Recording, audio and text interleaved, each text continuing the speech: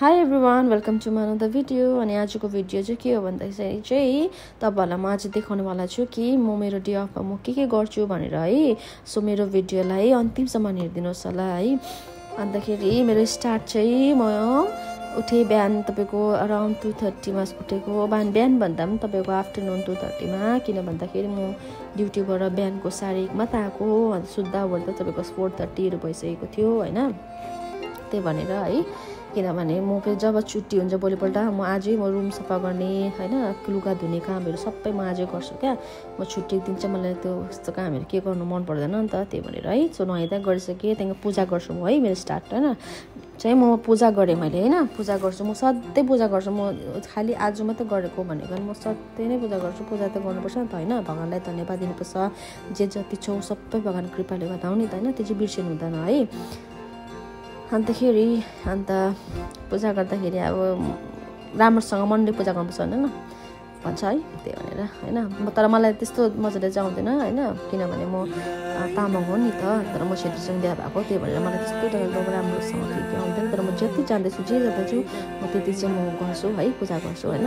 भुल भयो भने क्षमा गर्नु है, त्यस्तै हो है। अन्त मैले सिन्दुर लाउन आँटेको अब है, सिन्दुर लाउने, किनभने यो सिन्दुर चाहिँ मतलब मलाई यो लुटकुट वाला सिन्दुर त्यति मन पर्दैन। मलाई चाहिँ खासमा फुक्का सिन्दुर मन पर्छ है। तर ड्युटी जाँदा चाहिँ सधैँ ड्युटी जाँदा चाहिँ म फुक्का सिन्दुर लाउँदिनँ नि त, फुक्का सिन्दुर जस्ट म लिक्विड वाला लाउँछु क्या। तर आज छुट्टी हो, त्यही भएर छुट्टीको दिन त म फुक्का सिन्दुर लाउँछु क्या। मलाई मजा लाग्छ क्या, त्यही भनेर यो मैले घरबाट ल्याएको सिन्दुर हेर्नु त कति राम्रो छ। बट्टा पनि त्यहाँ बट्टामा पनि देवी उयो माताको हेर्नुहोस् दुईटा खुट्टा छ क्या, कस्तो मजाको छ नि। अन्तखेरि यो कति राम्रो छ नि, कस्तो राम्रो कलर हुन्छ, कस्तो मनपर्छ क्या मलाई फुक्का सिन्दुर पुरा। अन्त फुक्का सिन्दुर र यो लिक्विडवाला सिन्दुर यसो डिप गरेर यसो गरेर लगाउँछु क्या, राम्रो लाग्छ क्या, मजाले लाग्छ क्या, टाक खालको मनपर्छ क्या मलाई, कति राम्रो देखियो।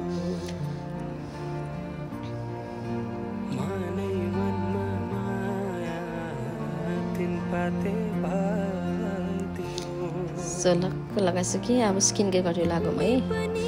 अब यो स्किन त त्यतिकै हो, अब स्किनले त केयर गर्दैन अब स्किनलाई त केयर गर्नु छोड्नुहुँदैन नि त होइन। त्यो तपाईँलाई थाहै छ मेरो डाइलग होइन, स्किन त त्यही हो के हो, वाक्क लाग्छ कहिले कहिले त अनुहार पनि हिँड्नु पर्दैन।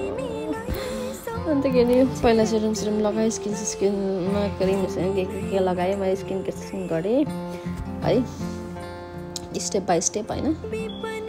कहिले कहिले त गर्नु मन पर्दैन क्या, अल्छी लाग्छ, फेस वास रमी गर्नुपर्छ भन्ने भन्छ क्या। यो फ्यान जुन चाहिँ देख्नुहुँदैछ यो चाहिँ मैले सिनबाट अर्डर गरेको होइन, कति राम्रो छ क्या, चार्जेबल हो नि त। अन्त चार्ज गर्दै लगायो, ब्याट्रीवाला पनि हुन्छ। त ब्याट्रीवाला चाहिँ त्यो त्यति राम्रो हुँदैन, चार्जेबल सजिलो हुन्छ क्या। एकपल्ट चार्ज गरेपछि मोस्टली तपाईँको 1 विक त थाम्छ है, 1 विक काम दिन्छ होइन। मजाले मेरो अनुहारको मेकअपहरू मजाले बस्छ क्या। म गर्नुपर्छ नभए टाइम नभएको मान्छेको लागि यो ठिक हो क्या यस्तो फ्यान क्या। टाइम छ भने त पहिल्यै आधी घन्टा जस्तो अगाडि स्किन केयर गरेर त्यहाँदेखि बादमा मेकअप गर्दा हुन्छ नि त। अब हाम्रो टाइम हुँदैन, त्यही भएर यो फ्यानले सुकायो जति सक्दो फोर्स गरेँ, सुकायो त्यहाँदेखि सुकाएर त्यहाँदेखि स्टेप बाई स्टेप लगायो होइन। त्यहाँदेखिको यो सिरम है लगायो हो।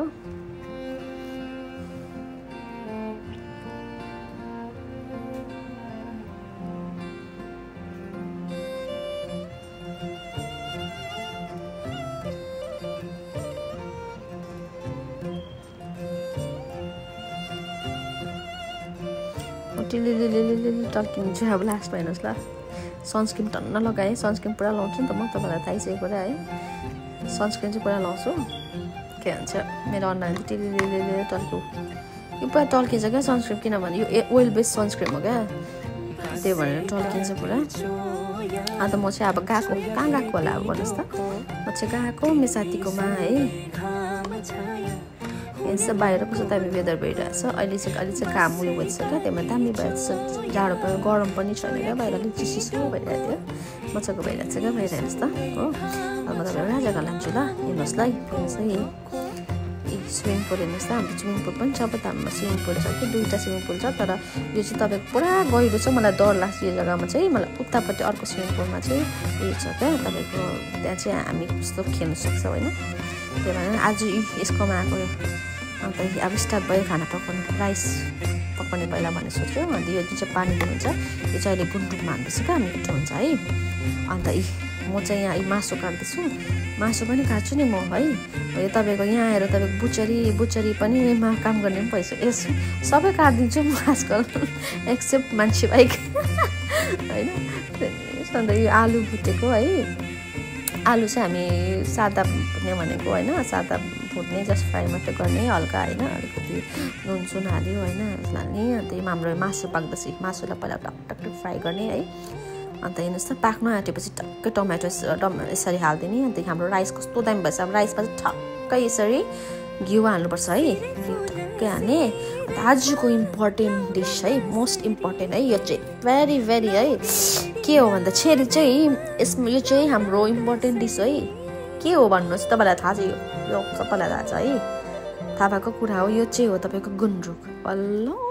गुन्द्रुकको झोल टाइम क्या गुन्द्रुकको झोल खानु आँटेको हामी है यस्तो मिठो भएको थियो यस्तो मिठो यस्तो टेस्टी भएको थियो नि अहिलेसम्म मेरो मुखमा स्वादै छ क्या यस्तो दामी भएको थियो अन्त हाम्रो खाना रेडी भयो होइन यस्तो राइस अन्त कुकम्बर पोटेटो फ्राई है अन्त चिकन त्यहाँदेखिको गुन्द्रुक होइन यस्तो दामी भएको थियो यसले सर्भ गर्दैछ म चाहिँ भिडियो बनाउने है यसले पुरा सपोर्ट गरे आज मलाई यसले मलाई यो बनाउन यस्तो यस्तो गर्नु बनाउन खिच भिडियो खिच भन्ने मलाई यसले मलाई पुरा भनेको यसले मलाई पुरा सपोर्ट गर्यो थ्याङ्क यू प्रमिका है होइन मिठो भएको थियो क्या यो होइन तपाईँहरूलाई देखाउँछु नि यसले फिडब्याक दिन्छ फर्स्ट है दामी दामी भन्दैछु त्यो अन्त मैले खाएँ कस्तो भयो भनेर कस्तो दामी भएको थियो मैले दामी भन्दैछु है मिठो भएको थियो त्यहाँदेखिको गुन्द्रुक त खानै बिर्सिसक्यो त्यहाँदेखि त्यसले गुन्द्रुक पनि च्याक्कै नभन्नु अन्त गुन्द्रुक पनि खाएको मैले गुन्द्रुक पनि मिठो भयो so thank you for watching होइन तपाईँलाई राम्रो लाग्यो लाइक कमेन्ट गरिदिनुहोस् होला थ्याङ्क यू सो मच